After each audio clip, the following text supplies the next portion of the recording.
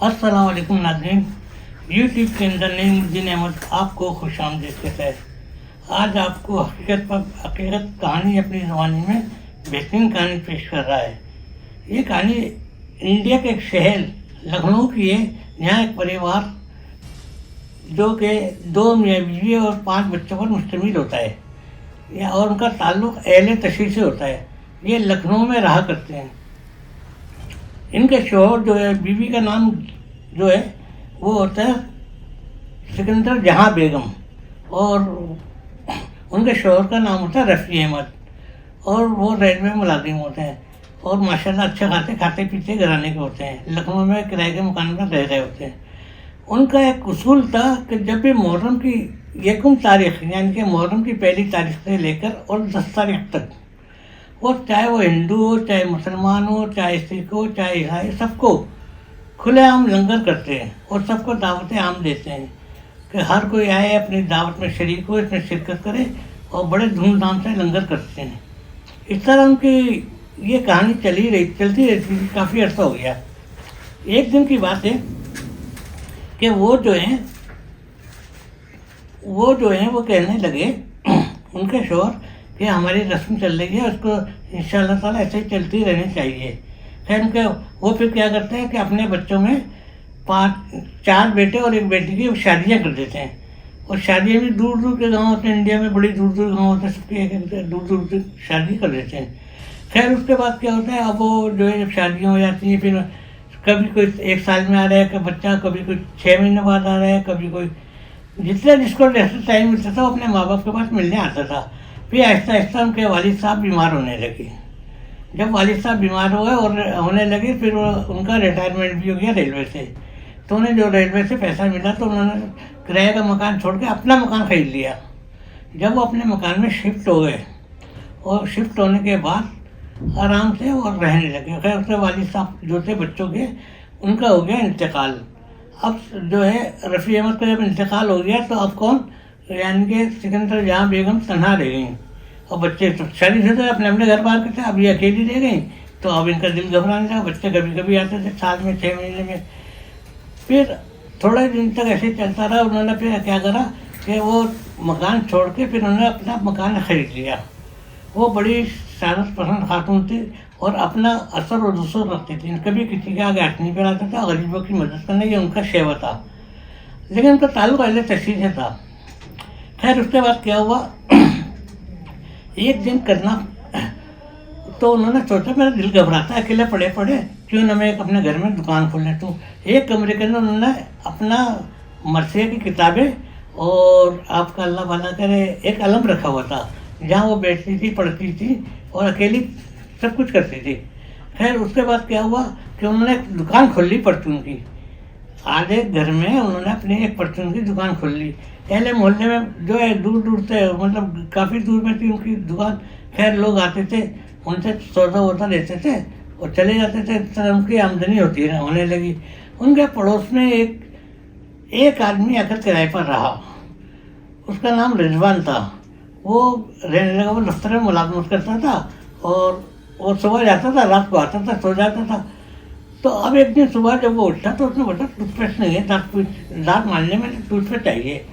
तो वो घर से निकला और करीब की दुकान में गया। वो अम्मा की दुकान में चला गया। वही अम्मा जो होती है ना, जिन्होंने परचून दुकान खोली हुई थी, बड़ी सानस पसंद खातून थी।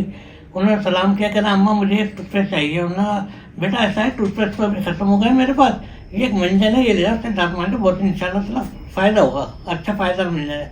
कहते ला अम्मा फिर वही दे दो। इसने वो लेकर चला गया घर। अब इस तरह आहिस्ता आहिस्ता करके हमारे सौदा वौदा भी लेने लगा। अम्मा से सलाम दुआ होने लगी और अम्मा से कहना अम्मा मुझे अपने बेटे से समझे, मैं भी तुम्हारा बेटा हूँ, कभी कोई काम कुछ हो तो मुझे बताना जरूर। उसने ठीक है बेटा, मेहरबानी आपकी, नवाजिश। खैर उसके बाद जो है इस तरह रोज़ाना सलाम दुआ करता हुआ जाता था अम्मा से और खैरियत पूछता था, वापसी आता था, अपने घर आके सो जाता था। इस तरह दिन गुजरते गए।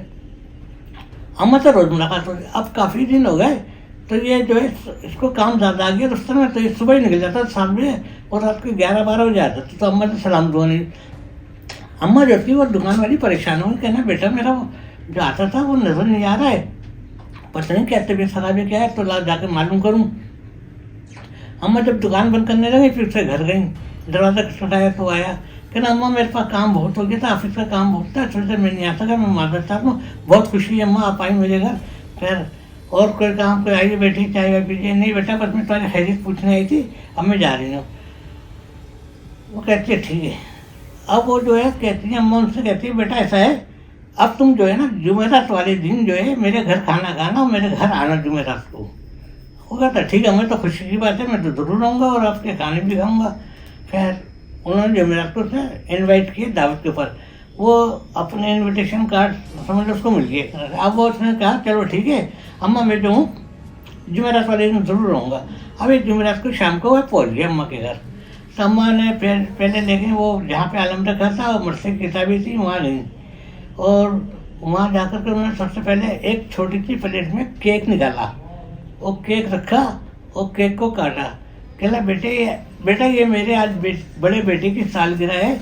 कहने अच्छा अम्मा खैरियत से, बड़ा बेटा है? नहीं बेटा वो दुनिया से जा चुका है, वो उसे कैसी बीमारी लगी जिसमें वो मर गया है, तो आज मैं उसकी याद में जो है हमेशा ये सालगिरह करती हूँ। आज सालगिरह दिन था इसलिए मैंने तुम्हें इन्वाइट किया था खाने पर और उसकी सालगिरह पर। बहरहाल तुम आए बहुत खुशी हुई। अब बैठते बैठे केक में काटा, केक खिलाया उसको। उसके बाद अम्मा ने एक मरसिया की किताब निकाली और वो पढ़ने लगी। मरसिया पढ़ते पढ़ते वो बेनतिया रोने लगी, इतने ज़्यादा रोने लगी कि वो बेकाबू हो गई, बस नींद निढाल हो गई। अब उन्होंने फिर बड़ी मुश्किल से अपने आप को संभाला और कहा बेटा तुम्हें कोई तकलीफ तो नहीं? मेरे बेटे की आज जो है 30 सालगिरह भी थी और उसकी याद में मैं बहुत गमगीन और उदास थी, तो मैं माजरत चाहती हूँ। बहरहाल बेटा मैं खाना निकाल कर लाती हूँ। अब वो अपने बेटे का ने जो उनका मर गया था ना बेटा, उसको जो खाने ज़्यादा पसंद थे ना, वो उन्होंने उसके लिए वैसे ही पकाया खाना। कहना बेटा ये तुम खाओ मेरी तरफ से। वो खाना खाया तो उसमें बहुत लजीज बहुत उम्दा खाना था। कहना वाह अम्मा बहुत अच्छा खाना पकाया है, आपके हाथों में तो अल्लाह ताला ने जादू दिया, बरकत दी है। वैसे कहना बेटा मेरा बेटा यही खाना पसंद करता था, इसलिए मैंने तुम्हें इन्वाइट किया और तुम्हें दावत दी थी। बहरहाल खुशी हुई आप आए, ठीक है। और खाना वाना खा कर उसने कहा अच्छा अम्मा मैं चलता हूँ, सुबह मुझे ऑफिस भी जाना है। क्या अच्छा बेटा जाओ अल्लाह हाफिज़, कभी कोई काम हो दुकान से सौदा लेना हो कुछ लेना तो आना दो मेरे पास। कहते ठीक है अम्मा।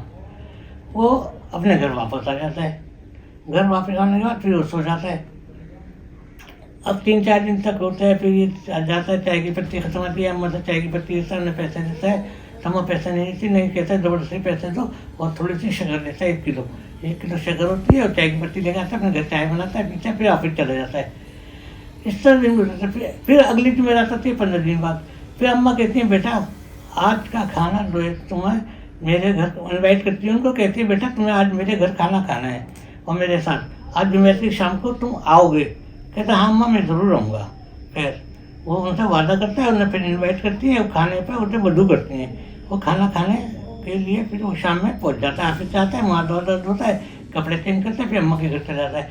फिर अम्मा वही मरसिया की किताब निकालती हैं, उसके कमरे में बिठाती हैं, फिर वहाँ पे जो है केक लाती हैं, प्लेट में केक काटती हैं। केक काटने के बाद कहते हैं बेटे आज मेरी बेटी की सालगिरह है।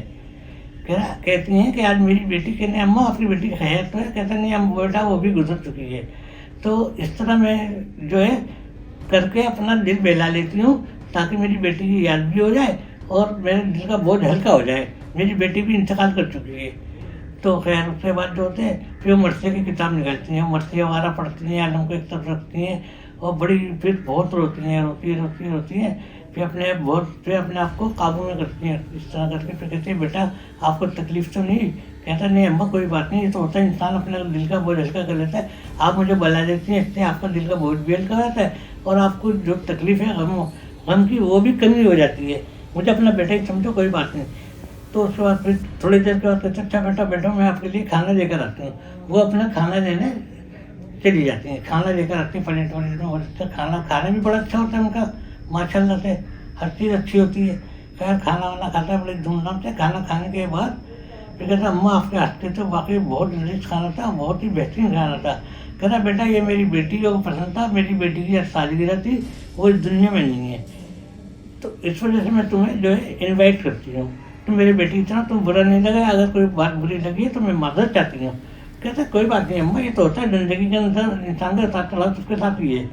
खैर उसके बाद जो होता है वो फिर अपने जो है घर आ जाता है, घर आके सो जाता है, फिर सुबह उठता है, वो अपने रूटीन के मुताबिक जो है अपने ऑफिस चला जाता है वर्क करने। ऑफिस में वो काम करता है, फिर वो 11-12 बजे छुट्टी होती है उसकी, आता है थका कर सो जाता है। इस तरह रोज़ाना मुझसे सलाम जो भी करता हुआ आता है, जाते टाइम भी सलाम करता है, खैरियत पूछता है, और आते टाइम भी वापसी में। इस तरह गुजरते गुजरते 1 महीना हो जाता है। फिर कहती है बेटा आपकी जिम्मेदारी को तुम्हें मेरे घर फिर आना है। कहती है क्यों अम्मा, खैरियत है? कहने बस तुम्हें मेरे साथ शाम को खाना खाना है हर हालत में। कहता अम्मा ठीक है मैं ज़रूर आऊँगा। तो उसके बाद जो होता है, इस 2 दिन के बाद यहाँ फिर जुमेरात आ जाती है। वो जाता है, फिर जुमेरात को याद आता है जब अम्मा ने मुझे दावत से बुलाया है। खैर ये जाता है, फिर कहता है अम्मा मैं आ गया हूँ। दरवाजा बिठाती हैं, बड़े खुश होती हैं। फिर प्लेट में केक लेकर आती हैं। केक लाने के बाद कहती है बेटा ये केक खाइए, ये मेरे जो है तीसरे बच्चे की सालगिरह का है। समझे, ये मेरा बेटे की तीसरा जो बेटा था ये उसकी सालगिरह है। इस तरह करते करते वो फिर वो रोने लगती है, मस्तियाँ पड़ती हैं, नमाज़ पढ़ती हैं, और उसके बाद फिर वो रोते रोते मदोश हो जाती है। फिर थोड़ी देर मुझे होश आता है तो कहती है बेटा तुम्हें तकलीफ हुई, मैं तो बैठो तुम्हारे लिए मैं खाना लेकर आती हूँ। सर तुम्हारे 2-3 घंटे रहेगा, मैं माजरत चाहती हूँ। वो जाती हैं, उसके लिए खाना लेकर आती हैं, सजा के बड़े बेहतरीन खाना वो खाते हैं, बहुत टेस्टी होता है। फिर इस तरह वो चौथे का भी आ जाता है। इस तरह जो है एक बेटी और 4 बेटों का वो सबका कर दिया मुझे। फिर आखिर में कहती है बेटा अगली जुमेरात को तुम्हें फिर आना है। अगली जुमेरात कहते अब तो आपके माशाल्लाह से आपने 4 बेटे और 1 बेटी के तो सबका कर दिया है। कह रहा नहीं आपकी जुमेरात को फिर आना है। आपकी जुमेरात को जब ये जाता है, दरवाज़ा खटखट आता है तो मालूम होता है कि दरवाज़ा नहीं खुलता है। ये बड़ा परेशान हो जाता है, कहता क्या हो गया दरवाज़ा नहीं खुल रहा है। मोहल्ले वालों को सबको बुलाता है, सब लोग आते हैं, दरवाज़ा खोलते हैं तो दरवाज़ा तोड़ते हैं। देखते हैं तो अम्मा जो है ना इंतकाल कर चुकी है, दुनिया से रुखसत हो चुकी होती है। तो ये कहानी इस तरह की है कि वो बेचारी जो है अम्मा वो दुनिया से गुजर बसर कर जाती है। इस तरह उनके बेटे भी चले जाते हैं, उनके शोहर भी चला जाता है। इस तरह वो बड़ी बीवी का भी इंतकाल हो जाता है। अल्लाह ताला उनकी मग़फ़िरत करे। यूट्यूब की तरफ से ये बेहतरीन कहानियाँ इंशाअल्लाह ताला आपको ज़रूर पसंद आएगी। हकीकी कहानी अपनी ज़बान को सब्सक्राइब ज़रूर करें। ये हमारी कहानी है आज की मुख्तसर। अल्लाह हाफिज़।